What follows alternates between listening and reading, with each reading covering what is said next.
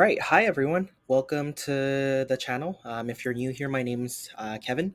I'm a regulated Canadian immigration consultant, and today we're going to be discussing some of the changes that have been released by IRCC today that are going to be taking place pretty soon. These updates are quite drastic and they can significantly impact your ability to study, work, or seek asylum in Canada. So let's take a look at the specific news release and then we'll review it one by one. All right, so first off, let's see what the contents of this news release is. As you can see right here, the first thing is the federal government does plan to reduce the number of temporary residents from 6.5% of Canada's total population down to 5% by 2026. To achieve this, they're really just tightening the eligibility requirements and enhancing enforcement measures. There's a few different programs that they are specifically taking a look at as part of this news release that you might need to take a look into. This includes the International Student Program. This includes study permits to begin with, which has already been impacted, but they're rolling out more measures. The post graduation work permit that they said they were taking a look at, and these are some of the updates. And then spousal open work permit eligibility is also being impacted. Apart from that, the other programs that they're taking a look at is temporary foreign worker programs, so LMIA-based work permits, and the asylum claiming procedure or the asylum system in Canada. So let's take a deeper look inside and see exactly what these changes are. So when you take a look at study permits, what they're saying here now is for 2025, so next year, the number of new study permits issued, they're going to be limiting it down to 437,000 applications. This is about a 10% decrease from the 2024 target. They did say that the intake cap for 2026 is going to stabilize at the 2025 level, so no changes afterwards, hopefully. Post graduation work permits are also being impacted. Let's take a look. So let's see here. As part of the changes for the PGWP program, starting November 1st, 2024, all PGWP applicants need to demonstrate a minimum language proficiency. So CLB 7 for university graduates and CLB 5 for college graduates. Start taking courses early if your language level is not high enough, because these measures are being placed in a month and a half from now. Graduates from public colleges are still going to be eligible for a PGWP for 3 years, as long as they graduate from programs linked to occupations in long-term shortages. Long-term shortages, they haven't really mentioned exactly what these occupations are, but if you do take a deeper look into, PMP programs in Canada, take a look into some occupation-specific draws for express entry, and what are the occupations the country as a whole has been kind of, targeting for permanent residency, you'll have a pretty good idea what sectors are in a long-term shortage right now. So hopefully you'll be able to kind of determine what sort of occupations are going to be impactful for your future and make decisions that way.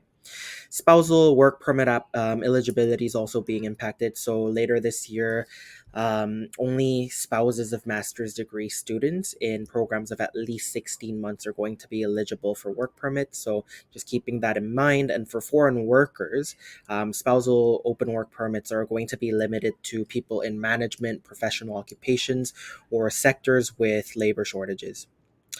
Afterwards, let's take a look at the temporary foreign worker program.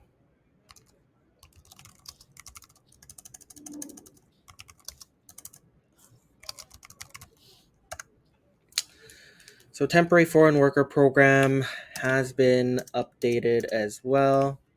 When you take a look, they do say that they are tightening eligibility requirements, meaning more rigorous LMIAs.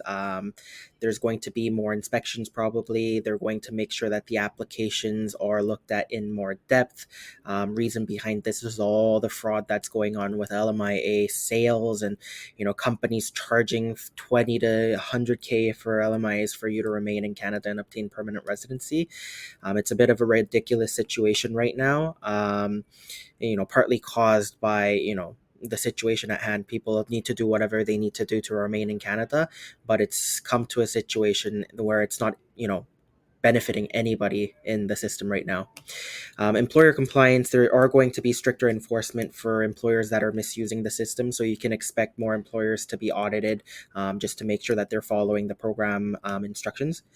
So when you do submit an LMI application, expect to demonstrate, a higher level of genuine labor shortage needs, as well as previous and, continued compliance with program regulations.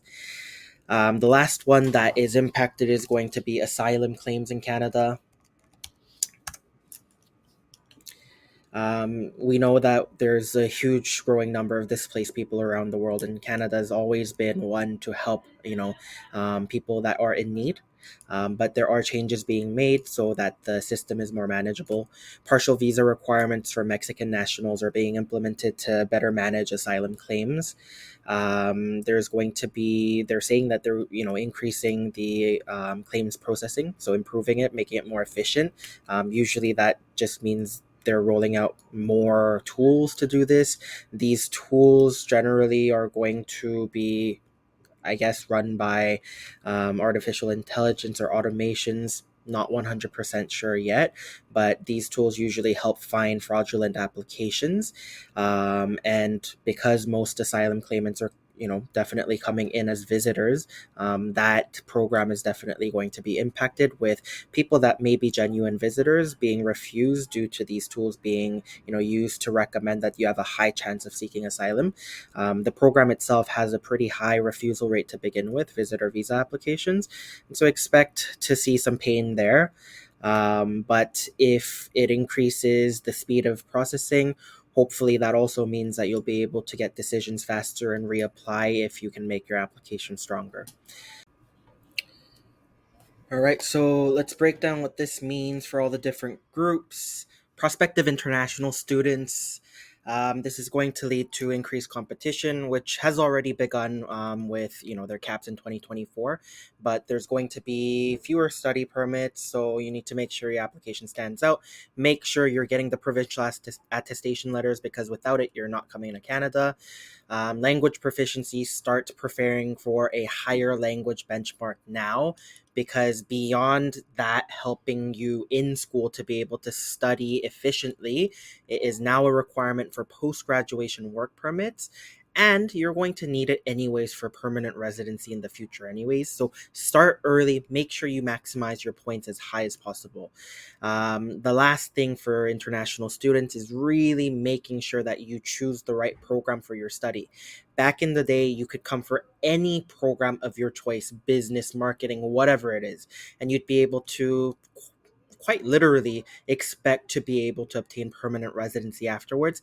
That is no longer the case in Canada. You need to choose programs with occupations in long-term shortages to maximize your PGWP eligibility and PR eligibility in the future. Temporary foreign workers, just understanding that your employers need to be compliant with the program of the temporary foreign worker program. Make sure they're following all the regulations. And for spouses, applying for spousal open work permits, just make sure you review the information we just reviewed. You need to understand the new limitations affecting your eligibility to apply for a spousal open work permit. Lastly, asylum seekers, just understand there's processing changes, meaning based on what they said, faster processing, but increased scrutiny. And so seek legal advice if you need to. That is one area of applications that has, temporary resident visas are an area where there's a lot of refusals to begin with. So just make sure that you have the strongest application possible to, come to Canada as soon as possible. Next steps for everyone that's watched this video, just make sure you continue to watch all the news releases coming out from IRCC. Stay updated. That's the best thing you can do. IRCC is going on a rampage right now, changing all of the programs based on more or less the political landscape, in my belief, but we'll see how that changes. If you need any help with your situation, consult a professional. I am a regulated Canadian immigration consultant, and I am here to help you understand how these situations affect you, create plans towards permanent residency. We may not be able to help you at the end of the day if you don't have a profile for it, but at least you'll know exactly what your steps are. Just make sure if you're reaching out to anybody, you do reach out to a regulated Canadian immigration consultant that's licensed by the College of Immigration and Citizenship Consultants. Just make sure that you're not being defrauded in the system. Lastly, just make sure you are preparing early for all your applications. You can't come to me 1 week before your work permit expires and expect me to magically help you out. Make plans early in advice, because right now processing timelines are high. Everything's going to take months for you to be able to do. And so if you do come too late, there's a high chance that we may either not be able to help you, or you're going to be a visitor a very long time in Canada. So, as you know, Canada's immigration landscape is evolving very quickly right now, and it's really crucial to adapt to all of these changes. And so, if you found this video helpful, give it a thumbs up, share it with anyone that you think it might benefit, and don't forget to subscribe to the new YouTube channel for more updates. And if you ask any questions on this video, or go to our website, submit a contact form, write something on the blog, whatever it is, I'll do my best to answer any questions that come up. I do have, live streaming events once in a while, so come visit our Facebook page. That's usually where I do my live. So take a look at that. Thanks for joining, and I'll see you on the next video. Thanks.